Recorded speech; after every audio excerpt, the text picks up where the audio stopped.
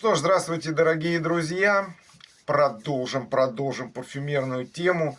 И сегодня фрагранс Word Le Bois Noir, друзья мои. Вот в таком прям флакончике минималистичном, я бы сказал. Сделано дорого, приятно. Так увесистый флакончик. И плюс еще на магнитике, друзья мои.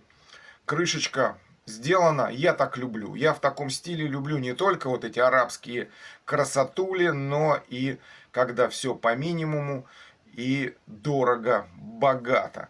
Аромат является клоном, соответственно, такого же лесного аромата Bois Noir от компании Роберт Пиге. То есть аромат является клоном. Это надо понимать. Итак, что из себя представляет данный аромат, друзья мои? Старт очень такой вот мрачно-зеленый. То есть дерева здесь очень много. У оригинальной композиции пирамида простенькая, друзья мои. Вот она будет вот здесь. Я слышу здесь гораздо интереснее. Даже в этом аромате, сразу скажу, Роберта Пиге, вот этого аромат, вот этот темный лес, блин, вот этот Bois Noir я не пробовал. И вообще компанию эту, и вообще этот парфюмерный дом мне почему-то не попадался до сих пор. Я про него вообще ничего не знаю. Я его, мне кажется, даже не видел нигде. Итак, что касается данного аромата. Старт такой темный, лесной, древесный, благородный. Это на коже, друзья мои. Звучание дорогое, приятное. Кто любит такие древесные, нажористые.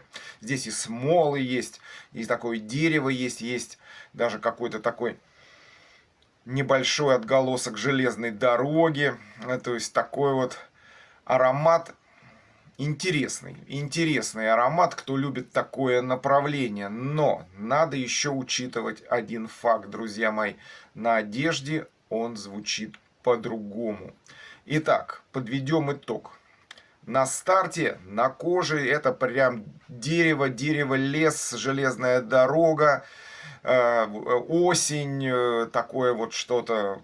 Но в раскрытии появляется даже на коже лист черной смородины, друзья. Он не заявлен, но почему-то я его очень чувствую. И ладан, а точнее дымность определенная тоже в этом аромате есть. То есть раскрытие это дымное, древесное, немножечко вот шпалы, рельсы. Аромат сейчас, мне кажется, такое модное вообще вот направление.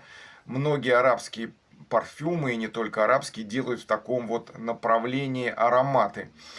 Похож ли он на чернильницу от Lacre Noir? Нет, друзья мои, там таки он сырой такой аромат, и больше какой-то такой, другой. Хотя направление похоже, очень похоже направление древесности, но в Lacre Noir есть еще горелые деревяшки, здесь их нет. И он звучит, мне кажется, получше. Этот более какой-то прямолинейный, что ли, более простой. Но звучит классно. Классно. Кто такое направление любит, то есть деревяшечки, какие-то смолы, железная дорога, лист черной смородины, друзья мои. Есть какая-то травность небольшая. Пачули здесь тоже они заявлены, но они здесь и есть. На одежде есть нюанс, друзья мои. На одежде походил я, здесь еще появляется такой ванильная кожа. Почему она здесь, я не знаю. Может быть, это только мое восприятие, не знаю. И он мне на одежде как-то не очень-то и зашел. Нет, мне нормально. Но я вообще я ждал от этого аромата больше.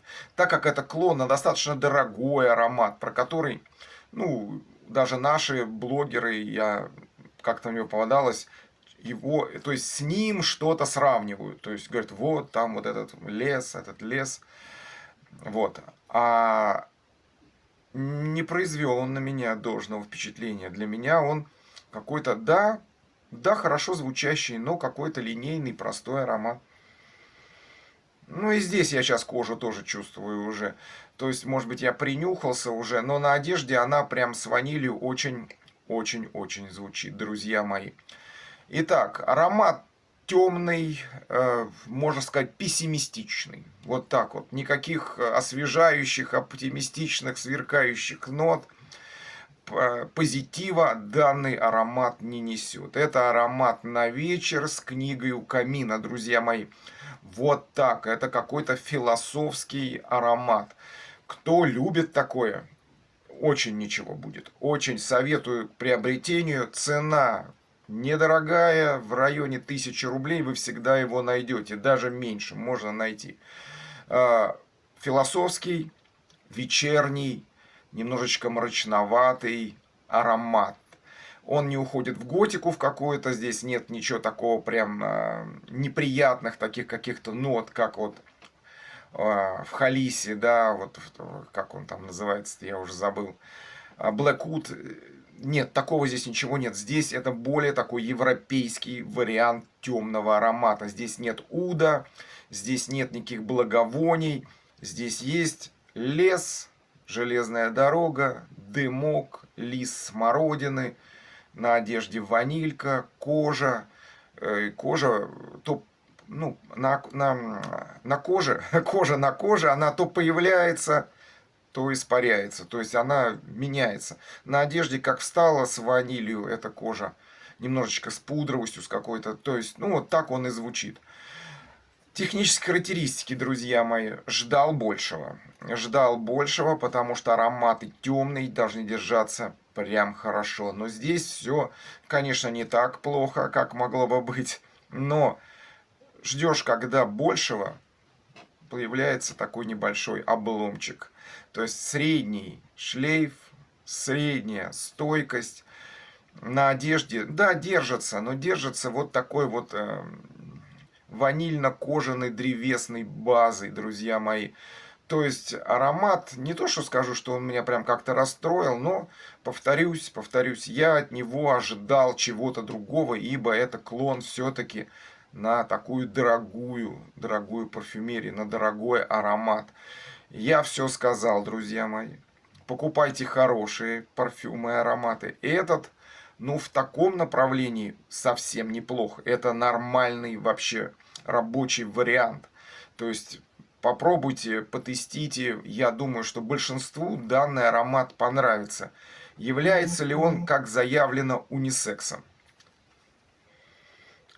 Ну, с натяжкой, друзья мои, с натяжечкой. Ну, на одежде еще более-менее можно как-то его назвать в женскую сторону, но на коже это такой прям темный, философский, осенний, вечерний аромат. Кто такое направление любит, возьмите.